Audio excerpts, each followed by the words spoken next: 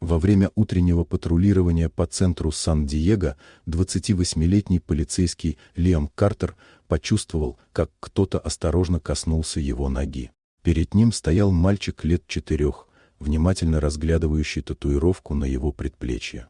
Ребенок тихо сказал, что у его папы был точно такой же рисунок, и что отец всегда целовал тату перед сном. Эти слова поразили Лиама. Он знал лишь одного человека с таким тату, своего брата-близнеца Итана, с которым не общался уже 5 лет после тяжелой ссоры из-за наследства. Лиам даже не знал, где сейчас брат и жив ли он. Мальчика звали Нейтан, и он жил в городском приюте. Директор учреждения Маргарет Уилсон рассказала Лиаму, что ребенок оказался там 2 года назад. Его нашли одного на площади в Сакраменто, а позже появилась мать, молодая женщина по имени Клэр, которая призналась, что не может заботиться о сыне. Отец мальчика, Итан, исчез незадолго до этого после серьезных проблем с памятью. Маргарет показала Лиаму фотографию семьи. На ней был его брат, похудевший, с пустым взглядом, рядом с Клэр и младенцем. Сомнений не осталось, Нейтан был его племянником. Лиам начал поиски.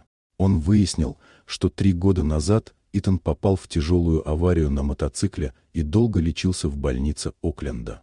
После травмы головы у него начались серьезные провалы в памяти. Позже брат работал механиком в разных местах, иногда представляясь другим именем. Последний след привел Лиама в небольшой город Сан-Мигел-де-Альенде. Там, в скромном доме на окраине, он наконец нашел Итана. Тот выглядел иначе, молчаливый, растерянный, словно не до конца понимал, кем является. Он смутно помнил Лиама, но не был уверен, реальны ли эти воспоминания. Когда Лиам рассказал ему о сыне, Итан был потрясен. Он признался, что часто видел во сне мальчика, называвшего его папой, но считал это галлюцинациями.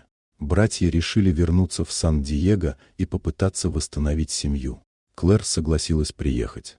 Встреча родителей с сыном была трудной и эмоциональной, но Нейтан сразу потянулся к отцу, будто узнавая его сердцем, а не памятью. Начался долгий путь восстановления. Итан проходил лечение, Клэр пыталась заново выстроить отношения, а Нейтан учился не бояться, что его снова оставят.